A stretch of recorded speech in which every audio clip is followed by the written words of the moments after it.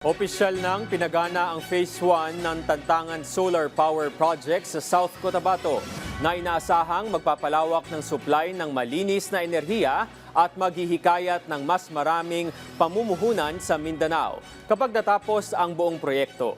Kaya nitong makapag-supply ng kuryente sa halos 68,000 kabahayan.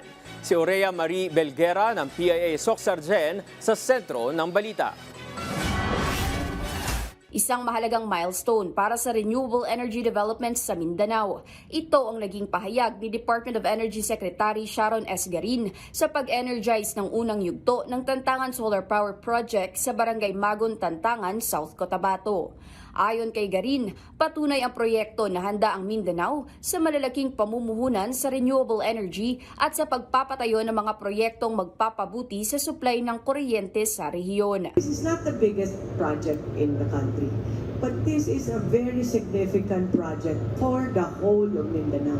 Today, we switch on the solar power plant, and with it, a promise that we can build energy infrastructure. We build it for the Filipino people first and for Mindanao first. May kapasidad na 74.5 megawatts ang unang phase ng proyekto na makapagsusupply ng kuryente sa humigit kumulang 68,000 na kabahayan. Kapag natapos na sa Oktubre, aabot sa 99 megawatts ang kabuuang kapasidad nito, kasama ang battery energy storage system na magpapalakas sa katatagan ng power supply sa Mindanao. Inaasahan ding makababawas ang proyekto ng halos 114 metric tons ng carbon emissions kada taon habang lumilika ng trabaho at bagong pamumuhunan sa rehiyon. Mindanao has to catch up, and this is where we start.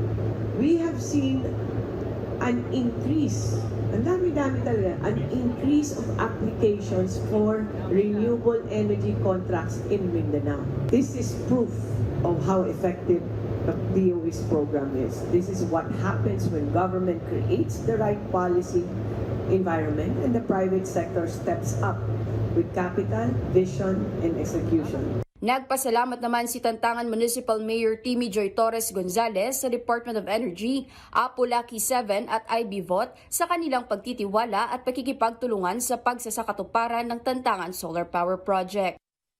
The presence of Apolaki 7 in Tantangan and the province of South Cotabato at San Rio 12, may you continue to empower our communities, continue to support and strengthen our local businesses. Of course, we continue to be partners for sustainable development. Sa tulong ng Tantangan Solar Power Project, inaasahang mas magiging matatag ang supply ng kuryente sa Mindanao habang isinusulong ang paggamit ng renewable energy at pagpasok ng mas marami pang pamumuhunan sa rehiyon.